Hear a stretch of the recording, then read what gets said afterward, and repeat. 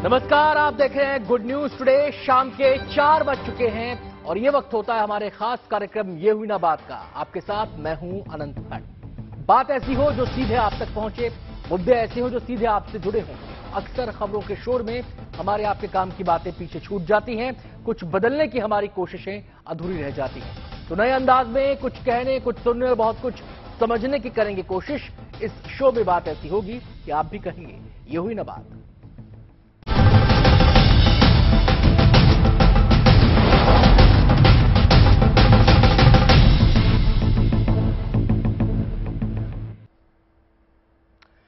हर श्रद्धालु की यही कामना होती है कि ईश्वर की दृष्टि उस पर बनी रहे। लेकिन बात अगर शनिदेव की हो तो सबकी यही प्रार्थना होती है कि शनि की टेढ़ी नजर उन पर कभी ना पड़े। शनिदेव ऐसे भगवान हैं जो न्याय करते हैं। कहा यह भी जाता है कि शनि के न्याय का विधान बड़ा विचित्र है।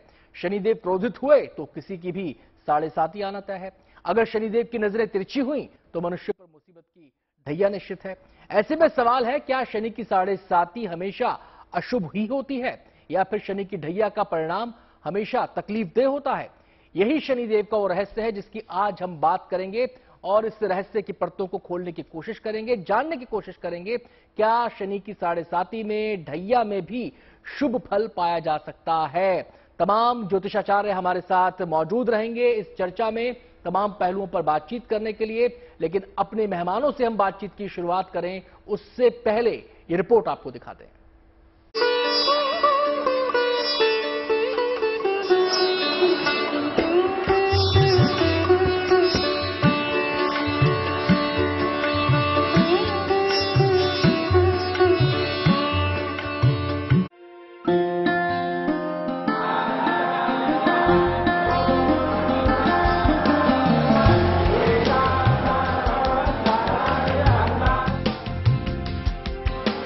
जिन शनिदेव के प्रकोप से खुद शिव भगवान तक नहीं बचे, उन शनिदेव को साधने की तपस्या चल रही है। मंदिरों में भक्तों का तांता लगा है और शनि जयंती पर आराध्य से कल्याण और कृपा की कामना की जा रही है। धार्मिक मान्यताओं में शनिदेव को दंडाधिकारी माना गया है। कहते हैं जिस पर शनि की तिरछी नजर पड़ जाए वो उनके प्रकोप से बच नहीं सकता। ऐसे में सवाल है, क्या शनिदेव केवल दंड देते हैं या फिर वो दयालु भी हैं? शनि कर्म फलदाता है। मानव के किए गए कर्मों के विपुल भंडार में से किस कर्म को कितना और किस प्रकार भुगतना है, ये काम शनिदेव का है। न अच्छा न बुरा। परम न्यायाधीश न्याय के पद पे विराजमान होकर मनुष्य के किए गए कर्मों के जो भंडार है उसमें से किस कर्म को कितना और किस प्रकार भुगतना है, ये काम शनिदेव का है। अब भाई सीधी सीधी बात है, अकाउंट आपका है।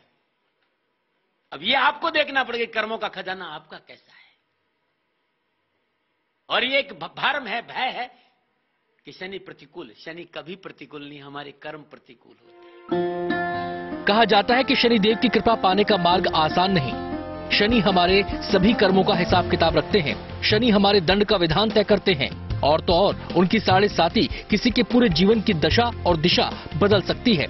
आमतौर पर ऐसा माना जाता है कि शनि की 7.5 केवल कष्ट ही देती है, लेकिन क्या ये 7.5 हमारे बिगड़े काम भी बना सकती है? 7.5 हमेशा नुकसान करती है ये जरूरी नहीं है। अगर हम व्यक्तिगत रूप से देखें तो जिन 3 चरणों में 7.5 होती है, उन 3 चरणों के अलग अलग भावों के बिंदु कितने हैं, इसको देखा जाए तब जाकर के आप ज्यादा सही तरीके से जान पाएंगे कि 7.5 कितनी सही है या कितनी अशुभ है। ज्योतिष शास्त्र के मुताबिक जब कुंडली में चंद्र राशि से 12वें स्थान पर शनि का गोचर आरंभ होता है तो 7.5 कहा जाता है। ये 7.5 केवल दुखी दे ऐसा नहीं है। कुछ उपायों से शनि की 7.5 शुभ लाभ की वजह भी बन सकती है। कैसे, सुनिए। आपका आचरण कैसा है, खासतौर से समाज के शोषित वर्ग के प्रति, निर्धनों और निर्बलों के प्रति, वो अच्छा करिए। अपने स्वभाव को मृदु बनाइए, थोड़ी सात्विकता लाइए और अपने आहार को शुद्ध करिए, सात्विक भोजन ग्रहण करिए। तो आहार, व्यवहार और विचार को सात्विक बनाए रखें और उसके साथ अगर पूजा उपासना करें, मंत्र जप करें, दान करें तो 7.5 के परिणाम शुभ होंगे। शनिदेव जितने कठोर हैं, उनकी उदारता का संसार भी उतना ही विशाल है। जिस तरह शनि की कृपा से 7.5 का असर खत्म हो जाता है, उसी तरह तमाम उपायों से शनि की ढैया में भी जीवन की नैया पार हो जाती है। देखिए, ढैया की अगर हम बात करें तो ढैया का जो समय होता है वो लगभग एक राशि पर 2.5 वर्ष का होता है, और ढैया आम तौर पर उतनी नकारात्मक नहीं होती या उतनी ज्यादा पीड़ा नहीं देती जितना 7.5 देती है। लेकिन फिर भी अगर ढैया चल रही है तो यहां पर भी आपको अपने आचरण व्यवहार को शुद्ध करना होगा, और साथ ही साथ शनिदेव के मंत्र का जप करें, दान करें, उसका पालन करें, उसके लिए बहुत बढ़िया रहेगा। एक बात आप और समझ लीजिए कि ढैया का ज्यादातर असर आपके करियर पर या आपके रोजगार पर पड़ता है, इसीलिए आप अपने करियर वाले पार्ट को ठीक रखने का प्रयास करिए, उसमें किसी तरह का रिस्क मत लीजिए। कहा जाता है कि शनि भारी हो तो जीवन का सारा हिसाब किताब ही बिगड़ जाता है, लेकिन कहते हैं अगर आपके मन और कंठ में भगवान शनिदेव की पत्नियों का नाम हो तो शनि का हर बुरा प्रभाव भी बेअसर हो जाता है। देखिए, ऐसा वर्णन है कि शनि की जो 8 पत्नियां हैं, ध्वजनी, धामिनी, कंकाली, कलहप्रिया, तुरंगी, महिषी और अजा, ये शनि की 8 पत्नियों का अगर नाम लिया जाए, संध्या काल में शनि की पूजा की जाए और शनि की 8 पत्नियों का नाम लिया जाए, तो ऐसा माना जाता है कि शनि का जो प्रकोप है, शनि की जो बाधा है, वो दूर हो जाती है। बिल्कुल आप ऐसा कर सकते हैं, लेकिन मैं बता दूं कि शनि की पूजा के साथ साथ आपको जीवन में अनुशासन लाना पड़ेगा। अगर आप जीवन में डिसिप्लिन नहीं लाते, पवित्रता नहीं लाते, सात्विकता नहीं लाते, तो आप कितनी भी पूजा शनि की कर लें, आपको बहुत लाभ नहीं हो पाएगा। शनिदेव की कथा रहस्यों से भरी हुई है। उनका जीवन एक ऐसी गाथा है जिसे सुनकर हर कोई शनिदेव को रौद्र की प्रतिमूर्ति मान लेता है। लेकिन सच ये भी है कि अगर शनिदेव बिगाड़ते हैं तो बनाने की भी शक्ति उनमें निहित है। शनि अगर दंड देते हैं तो क्षमा करने की क्षमता भी उनमें ही है। शनिदेव की यही वो महिमा है जो आज मंदिरों में लाखों भक्तों की भीड़ बनकर पहुंच रही है। लखनऊ से शिल्पी सेन, दिल्ली से गुंजन दीक्षित के साथ bureau report, good news today. तो शनि की महिमा को आज हम समझेंगे देश के जाने माने ज्योतिषाचार्यों के जरिए। हमारे साथ तमाम मेहमान जुड़ चुके हैं। सबसे पहले परिचय आपका हम करवा दें। हमारे साथ आचार्य जेपी सिंह जी हैं, स्टूडियो में मौजूद हैं। इसके अलावा पंडित शर्वंजय शर्मा जी हमारे साथ मौजूद हैं। हमारे साथ राजकुमार शास्त्री जी भी इस समय स्टूडियो में जुड़ चुके हैं और नंदिता पांडे जी भी हमारे साथ मौजूद हैं। सभी मेहमानों का बहुत बहुत स्वागत है। शनि जयंती का मौका है, तो सबसे पहले बात शनि की उत्पत्ति की, उनके जन्म की ही कर लेते हैं। राजकुमार शास्त्री जी, इससे जुड़ी कथा से शुरुआत करते हैं, उसके बाद फिर इस महिमा को समझेंगे, रहस्य को समझेंगे। देखिए, शनि के जन्म की 2 कथाएं मुख्य रूप से शास्त्रों में प्राप्त होती हैं जी। पहली कथा यह प्राप्त होती है कि शनि की उत्पत्ति महर्षि कश्यप के अभिभावकत्व यज्ञ से हुई। उन्होंने यज्ञ किया और उनके यज्ञ कुंड से भगवान शनिदेव का प्राकट हुआ। दूसरी कथा आती है कि प्रजापति दक्ष की कन्या संज्ञा का विवाह है भगवान सूर्य के साथ में हुआ, और भगवान सूर्य और संज्ञा के संयोग से 3 संतानों का जन्म हुआ। उसमें महाराज यमराज का जन्म हुआ, महाराज मनु का जन्म हुआ और यमुना जी का जन्म हुआ। भगवान सूर्य के तेज को संज्ञा बर्दाश्त नहीं कर सकी और वे चाहती हैं कि किसी प्रकार सूर्य का तेज कम हो जाए, इसलिए अपने ही शरीर की, अपनी ही आकृति की एक स्त्री को उन्होंने उत्पन्न किया जिसका नाम सवर्णा है, उसी को छाया भी कहते हैं, और उसको अपने पुत्रों को उस छाया के संरक्षण में छोड़कर भगवान सूर्यदेव को यह किसी भी प्रकार से रहस्य पता ना लगे, ऐसा छाया को समझा करके और यह वचन लेकर के वह अपने पिता के घर चली गई। छाया ने कहा कि जब तक भगवान सूर्य मेरे बालों को पकड़ नहीं लेंगे तब तक मैं ये रहस्य किसी प्रकार खोलूंगी नहीं। संज्ञा अपने पिता के घर चली जाती हैं, लेकिन संज्ञा के इस कर्तव्य से जी और उनके पिता प्रसन्न नहीं हुए। उन्होंने अपनी बेटी को समझाया कि आपको अपने पति के घर में जाकर के ही रहना चाहिए, लेकिन संज्ञा उसके उपरांत भी भगवान सूर्य के पास नहीं आई और वह वन में जाकर के भगवान शिव की उपासना करने लगी। घोड़ी के रूप में उन्होंने तप आरंभ कर दिया। इधर छाया की गर्भ से भगवान सूर्य के संयोग से भगवान शनिदेव का जन्म हुआ, भद्रा नाम की एक कन्या का जन्म हुआ और मनु महाराज का जन्म हुआ। जी। मनु नाम के एक पुत्र का जन्म हुआ। जी जी। जब भगवान शनिदेव माता के गर्भ में थे उस समय छाया ने इतना तप किया कि तप, धूप इत्यादि के प्रभाव से शनिदेव का रंग काला हो गया, श्याम वर्ण हो गया और भगवान शनिदेव को श्याम वर्ण में देख करके भगवान सूर्य को संदेह हुआ कि शायद यह मेरा पुत्र नहीं है। बहुत बार उन्होंने अपनी पत्नी छाया से पूछा, लेकिन छाया ने बताया नहीं। अंततो गत्वा क्रोधित होकर के भगवान सूर्य ने छाया के बालों को पकड़ लिया और छाया ने सारे रहस्य को उगल दिया कि मैं आपकी पत्नी संज्ञा नहीं उसके अपितु उसकी छाया हूं। जी। लेकिन अपने सामने अपने माता का इस प्रकार अपमानित करते हुए देख करके भगवान शनिदेव बर्दाश्त नहीं कर पाए और उन्होंने अपने पिता सूर्य की तरफ बहुत क्रोध भरी दृष्टि से देखा और शनि की दृष्टि पड़ते ही भगवान सूर्यदेव का रंग भी जो है सांवला हो गया। एक सेकेंड। और सांवला होते ही उन्होंने जाकर के भगवान शिव की उपासना की। भगवान शिव की उपासना से उनका रंग पुनः स्थापित हुआ और जो कुष्ठ रोग भगवान सूर्य को हो गया था वह भी समाप्त हो गया। तो भगवान शनि की दृष्टि पड़ते ही व्यक्ति के ऊपर अनेक प्रकार की व्याधियां उत्पन्न होती हैं। भगवान शिव की कृपा से ही वह संभव होती है कि दूर हो जाए। चलिए, मैं अब संजय जी का यहां पर रुख करना चाहूंगा। संजय जी, भगवान शनिदेव की दृष्टि का कितना असर होता है, कितना उसके ऊपर प्रभाव पड़ता है, ये तो हमने समझ लिया इस कथा के जरिए जी। अब आप बात आती है कि आम जनजीवन को लेकर जो शनिदेव को लेकर तमाम मान्यताएं हैं, जो तमाम आप लोगों के जहन में शंकाएं हैं, उस पर हम बात करने के लिए आज बैठे हैं। तो यहां पर सबसे पहले मैं साढ़े साती के बारे में समझना चाहूंगा जी। साढ़े साती एक तो शुरू कैसे होती है, क्या ये कर्म के विधान से जुड़ी हुई है या फिर ग्रहों की स्थिति के हिसाब से साढ़े साती का प्रारंभ किसी के जीवन में होता है? जी, बहुत बढ़िया बात पूछी है आपने। साढ़े साती पहले समझना बहुत जरूरी है कि साढ़े साती होती क्या है। साढ़े साती का अर्थ है 7.5 वर्ष और एक पूरे ब्रह्मांड में 12 राशियां हैं। उन राशियों पर जब शनि गुजरता है तो 2.5 साल में एक राशि के ऊपर जाता है जी। चाहे मेष से लेकर के और मीन तक 12 राशियां हैं। जब मेष राशि में जब शनि होते हैं तो नीच राशि के होते हैं, नीचस्थ होते हैं, और तुला राशि में उच्चस्थ होते हैं, मकर और कुंभ राशि में स्वग्रही होते हैं। अभी आपने बहुत बढ़िया बात पूछी थी कि किसके ऊपर क्या प्रभाव रहता है। शनि जिन लग्नों में या जिन राशियों में योगकारी होता है, चाहे मिथुन राशि हो, चाहे तुला राशि हो, चाहे आपकी कन्या राशि हो, और मकर और कुंभ, इन राशियों में शनि का दुष्प्रभाव जो है कम पड़ता है, क्योंकि ये राशियां उसकी मित्र राशि हैं जी। दूसरी चीज, जब साढ़े साती किसी भी इंसान के ऊपर आती है तो सबसे पहले मस्तिष्क से चढ़ती है और पहले 100 दिन तक जो है वो मस्तिष्क पे रहती है। फिर उसके बाद में आपके कंठ से उतरते हुए हृदय पे आती है 400 दिन तक।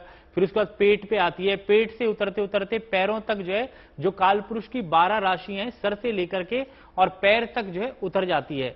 तो अब 7.5 वर्ष कैसे गुजरते हैं वो व्यक्ति की, जब पहले आती है तो मस्तिष्क पे जब आती है तो मानसिक रोगी बना देती है, उसकी डिसीजन मेकिंग खराब कर देती है। अगर किसी का शनि अशुभ स्थिति में पड़ा हो, अगर शुभ स्थिति में हो, जैसे कुंभ राशि है या मकर राशि है, इनको शनि कभी भी बहुत ज्यादा नुकसान नहीं देता, क्योंकि इनका राशि का स्वामी है।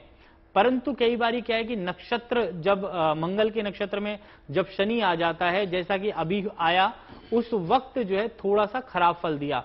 तो 7.5 साल का जो समय होता है व्यक्ति के जीवन में थोड़ा संकट वाला होता है। चाहे भगवान राम की बात करें तो उनको भी जो है वनवास हुआ, और अगर विक्रमादित्य जी की बात करें तो वो घर से बेघर हो गए। तो क्या है कि साढ़े साती कभी कभी जो हमारे प्रारब्ध के कर्मों के अनुसार भी जो है हमें फल देती है। क्या चरणों का भी इंपैक्ट होता है? कहा जाता है कि 3 चरण होते हैं इसके, पहला चरणों के हिसाब से। हाँ, 3 चरण हैं इसके। पहला चरण जो है हमारा, कहते हैं हमारे शरीर के 3 पार्ट हैं।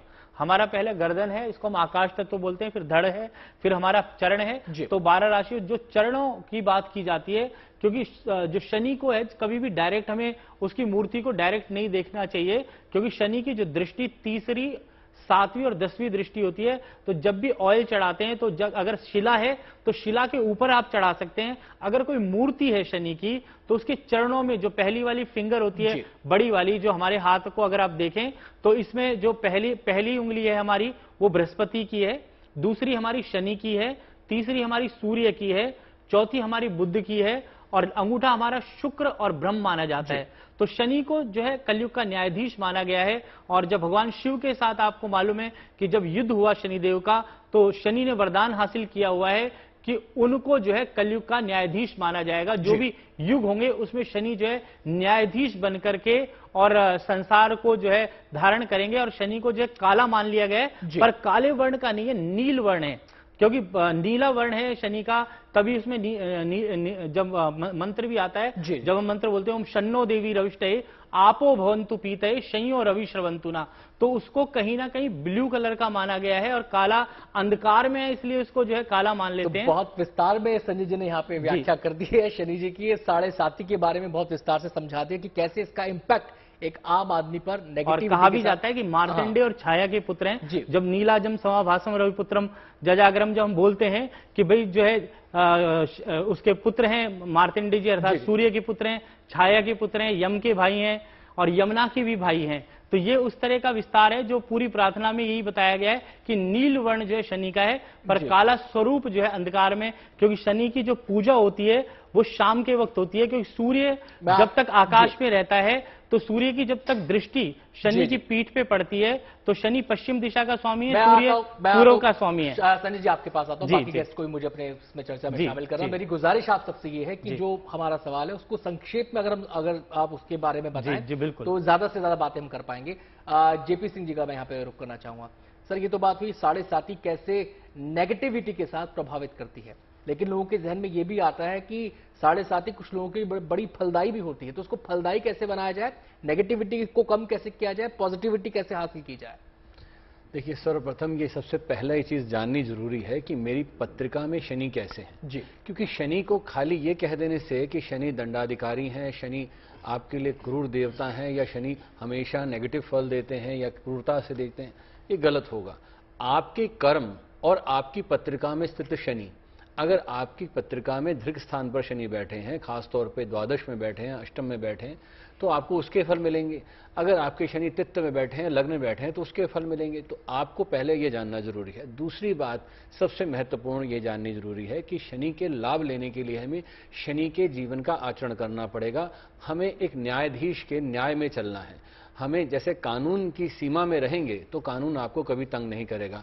आप ट्रैफिक के रूल फॉलो करिए, ट्रैफिक पुलिस वाला आपको कुछ नहीं कहेगा। तो वैसे ही अपने जीवन में अगर आप सात्विकता बनाए रखते हैं, मन कर्म वचन से शुद्ध रहते हैं, तो शनि कभी भी आपको प्रताड़ित नहीं करेंगे। मैं सीधे नंदिता जी का यहाँ पर रुक करना चाहूँ। नंदिता जी, जो जेपी सिंह जी ने बात कही है कि भले ही आप ज्योतिष शास्त्र की दृष्टि से, ग्रह नक्षत्र की दृष्टि से 7.5 शुरू हो जाए, लेकिन अगर आपका आचरण ठीक है, आपका विचार ठीक है, आपका व्यवहार ठीक है, आपका कर्म ठीक है, तो 7.5 परेशान नहीं करेगी। लेकिन 7.5 के दौरान वो कौन से उपाय हो सकते हैं कि हम चीजों को अपने पक्ष में पॉजिटिविटी की तरफ मोड़ सकें?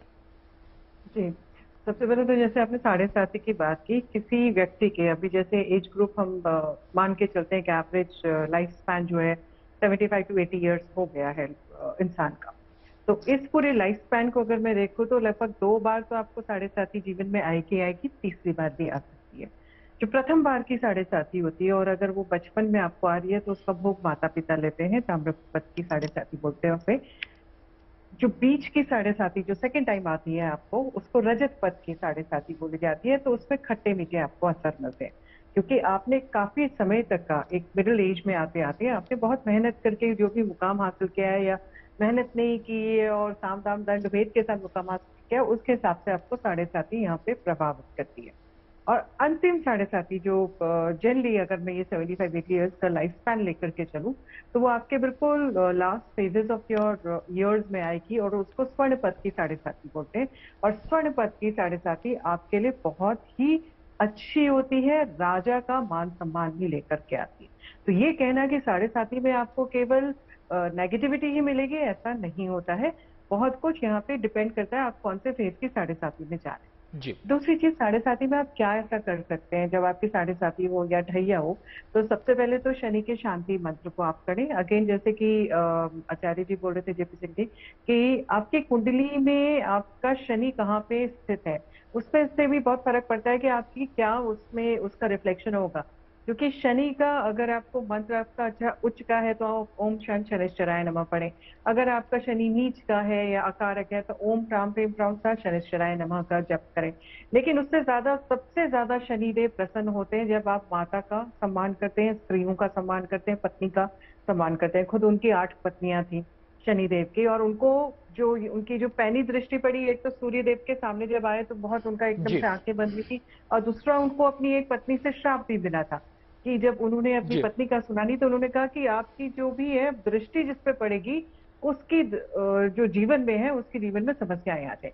तो हमेशा स्त्रियों का सम्मान करें, समाज सेवा करें। जितना आप समाज सेवा में जाएंगे, चैरिटीज करेंगे, लेबर्स के लिए, मजदूरों के लिए, सर्वेंट्स के लिए, वहां से भी शनिदेव प्रसन्न होते हैं, क्योंकि वो ये मानते हैं कि आप कर्म प्रधान। और दूसरी चीज, अपनी लाइफ को डिसिप्लिन करें, क्योंकि शनि कहीं पे आलस्य का भी कारक हो जाते हैं। तो आपको जितना आप अपने को वापस खींच के डिसिप्लिन में लेके आएंगे उतना वो प्रसन्न होते हैं, उतना ज्यादा आपके लिए नंदिता जी जीवन में आता हूं तो 7.5 को लेकर जो एक नेगेटिव टोन लोगों के जहन में घूमता है वो काफी हद तक दूर हुआ होगा कि 7.5 से भी आप पॉजिटिव इफेक्ट उस दौरान भी ला सकते हैं अपने जीवन में, ये हमारे आचार्यों ने यहाँ पर बताया। मैं सीधे राजकुमार शास्त्री जी का यहाँ पर रुख करना चाहूंगा। 7.5 के बाद एक और दशा होती है शनि जी की, वो होती है ढैया। ढैया को लेकर भी लोग बड़े परेशान रहते हैं। अब ये ढैया क्या है, ये कैसे इंपैक्ट करती है आदमी के जीवन को, जरा ये समझाएं पहले। देखिए, यहां सभी विद्वान लोग बैठे हैं। सबसे बड़ी बात यह है कि समझना एक ये कि ढैया और ये 7.5 आरंभ कैसे हुई। जी, आपको मैं बतलाता हूं कि जिस समय रावण ने केवल देवताओं को ही नहीं सभी ग्रहों को भी अपने बंधन में बंदी बना लिया, जिस समय मेघनाद का जन्म होने वाला था उस समय रावण ने सभी ग्रहों को कहा कि आप सभी ग्रह अपनी अपनी उच्च राशियों में जाकर के स्थित हो जाएं।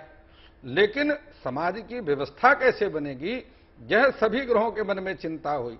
और मेघनाद के जन्म से ठीक थोड़े समय पहले शनि ने अपनी राशि परिवर्तन कर दी, और जैसे राशि परिवर्तन किया रावण क्रोधित हो गया और उसने अपने गदा से शनिदेव के चरणों में प्रहार किया।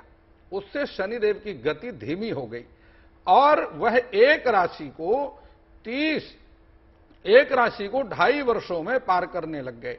और एक राशि में शनि का जो गोचर 2.5 वर्ष तक चलता है वही वास्तव में शनि की ढैया है। अब इसमें आपको समझना है कि वास्तव में देखिए ग्रहों की अलग अलग स्थितियां हैं जी। एक उच्च राशि है और एक परमोच्च स्थान स्थिति भी होती है, जिसके लिए ज्योतिष में लिखा है कि अज वृष मृगांग नेन्दुभम झस बणि जोशई क्रमादि नादुच्चा 10 सिख 28 तिथीन्द्रिय 3 भी। ये जब ग्रहों की स्थिति जब वह अपने सूर्य जैसे मेष राशि के 10 अंश में आता है तो वह परमोच्च अंश में जाकर के स्थित होता है। वहां पर जब अगर परमोच्च अंश में जाकर स्थित हो जाएगा तो वह अत्यंत कष्टदायी होगा, क्योंकि पूरी पावरफुल होता है।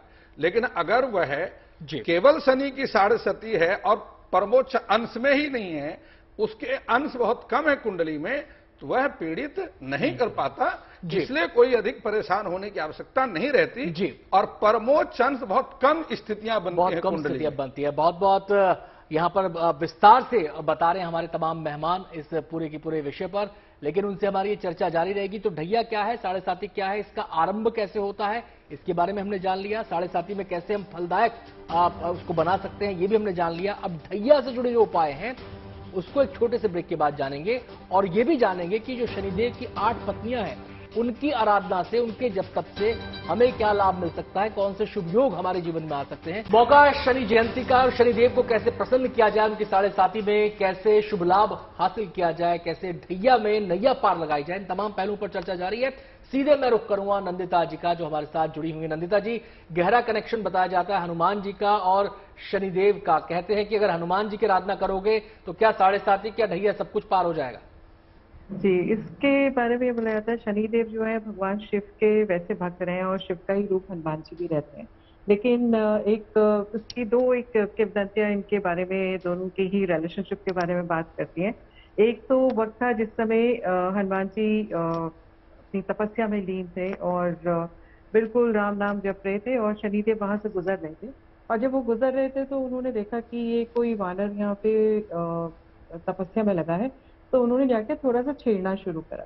तो जब छेड़ने लगे तो हनुमान जी ने पहले प्रतिक्रिया नहीं दी, लेकिन धीरे धीरे जब वो इतनी उद्दंडता में आते गए तो उन्होंने क्या करा, अपनी पूंछ से उनको बांध दिया हनुमान जी ने। तो जब वो पूंछ से उनको बांध दिया तो उतनी कस के बांधा कि उनके पूरे, जब उनकी तपस्या खत्म हुई तो शनिदेव तब तक उनको बॉडी चरबरा गई थी, और हनुमान जी से उन्होंने माफी मांगी कि मुझे माफ करिए, मैंने इस तरह से आपको परेशान किया। तो उसकी उनकी बॉडी में इतना ज्यादा दर्द हो रहा था, तो हनुमान जी ने तेल के लेप से उनको मालिश करी। उन्होंने बोला कि आप, इसलिए शनिदेव को तेल भी चढ़ाया जाता है, और उनसे ये बोला कि जो भी मेरे जो भक्त हैं, जो भी मेरी उपासना करते हैं, आप उनको परेशान नहीं करेंगे। उसी तरह से जब रावण भी लंका दहन करने गए थे, और वैसी कहानी आती है कि नवग्रहों को बांध दिया था और कारागार में डाल दिया था शनिदेव को, क्योंकि उन्होंने सुना नहीं और राशि परिवर्तन कर दिया था मेघनाथ के जन्म के समय। चोट भी पांव में लगी, वह कारागार में भी बन गया। तो वहां से भी हनुमान जी ने मुक्त उनको करा, और उसी स्टोरी में आगे बढ़ करके बात जाती है जहाँ पे शनिदेव कहते हैं कि आपके जो भी भक्तजन होंगे, जो भी आपकी उपासना करेंगे, मैं उनके ऊपर मेरी कृपा रहेगी, मैं उनका नुकसान नहीं तो यानी कि हनुमान चालीसा का भी अगर पाठ करते हैं तो भी आज के दिन बजरंग बाण पढ़े, हो सके तो सुंदरकांड का पाठ करें, आप कुछ नहीं हो तो ओम हनुमंते नमः का पाठ करें, बहुत बहुत सुंदर रहता है। जितनी हनुमान जी की शरण में जाएंगे उतनी ही ज्यादा शनिदेव की कृपा भी आपको। राजकुमार शास्त्री जी का रुख करूंगा सर। ढैया, हमने 7.5 के उपाय सुने, समझे, ढैया के उपाय देखिए, यदि किसी भी राशि, सबसे पहली बात है कि शनि जिस भाव के कारक होते हैं वहां वो किसी प्रकार से नेगेटिव, उसका नकारात्मक प्रभाव नहीं देंगे। लेकिन यदि उसके बाद भी आपकी कुंडली में ढैया का योग बना हुआ है और आप ढैया से पीड़ित हैं, तो सबसे सरल उपाय है कि शमी का पौधा अपने घर के दक्षिण दिशा में लगाइए, घर के प्रवेश द्वार के दक्षिण दिशा में लगाइए, अथवा अगर दक्षिण दिशा में नहीं तो आप उसको पूर्व दिशा में लगा सकते हैं। और उस शमी के पौधे की, महाभारत काल में भी पांडवों ने शमी के पौधे में ही अपने अस्त्र शस्त्रों को रखा और वह अंतिम समय में उन शस्त्रों को प्राप्त किया। भगवान श्री राम ने भी शमी के पौधे का पूजन किया रावण पर विजय प्राप्त करने के लिए।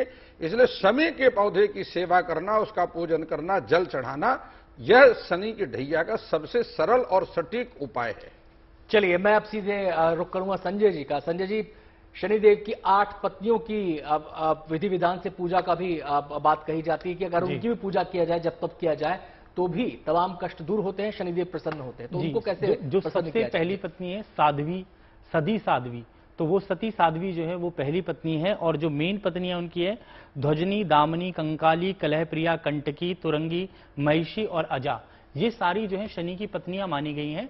और इन 8 पत्नियों का जो है अपना अपना एक स्वभाव है, अपना अपना एक नेचर है। उस नेचर में जैसे कलह प्रिया है तो कलह को करने वाली है, ध्वजारोपणी का मतलब है कि जो ध्वजा आदमी का जो है आत्मबल बढ़ा दे, वो वाली है। तो जो 8 रूप है, अलग अलग तरीके से जो है इनकी पूजा की जाती है। और जो व्यक्ति शनि को प्रसन्न कर लेता है, क्योंकि जिसकी कुंडली में हम देखें लगन में अगर शनि आ जाए तुला राशि में तो उसको राजा बना देता है। और पंडित जी ने जैसे अंश की बात करी, अगर 20 डिग्री के ऊपर शनि आ जाए, 20 डिग्री पर, तो शनि अपना उच्च फल जो है देना शुरू कर देता है। और ये जो पत्नियां उसी रूप से इनके नाम की आराधना कैसे की जाए संजय जी, इस पे जी, पत्नी की आराधना जो है आप सबसे पहले देखो, सारी पत्नियों का जो है ध्यान करके और सरसों के तेल का दीपक मिट्टी के दिए में जला करके और पीपल के पेड़ पर या शमी के पेड़ पर जल चढ़ाएं और उनका ध्यान करें। और एक काले रंग का धागा जो है उसके ऊपर बांध करके और थोड़ा सरसों का तेल अर्पित कर दें और उन सभी पत्नियों का ध्यान करके शनिदेव को प्रसन्न करें और कहें कि हे शनिदेव, आप हमारे सभी मनोरथ जो है सिद्ध करें।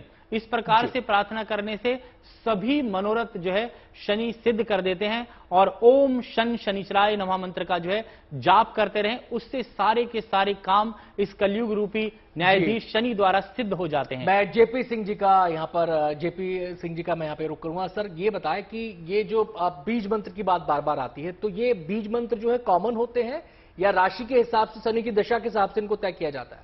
देखिए, बहुत उत्तम प्रश्न है आपका। क्यों? क्योंकि अभी इस विषय में मेरी बहन नंदिता जी ने भी बोला कि बिल्कुल यहाँ ध्यान देने की बात है कि शनि पीड़ित है या उच्च स्थिति में है, उस स्थिति में अलग अलग मंत्र हो जाते हैं।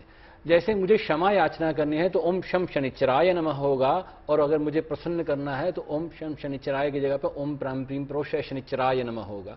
तो यहाँ पर मंत्रों का उल्लेख इस तरह से है। तो ये मंत्र दिए जाते हैं अपने स्वतः ही कहीं से उठाकर आप नहीं ले सकते, गुरु दीक्षा के आधार पर। क्योंकि हम देखते हैं माला सिमरण करते हैं तो उसमें भी सुमेरु होता है।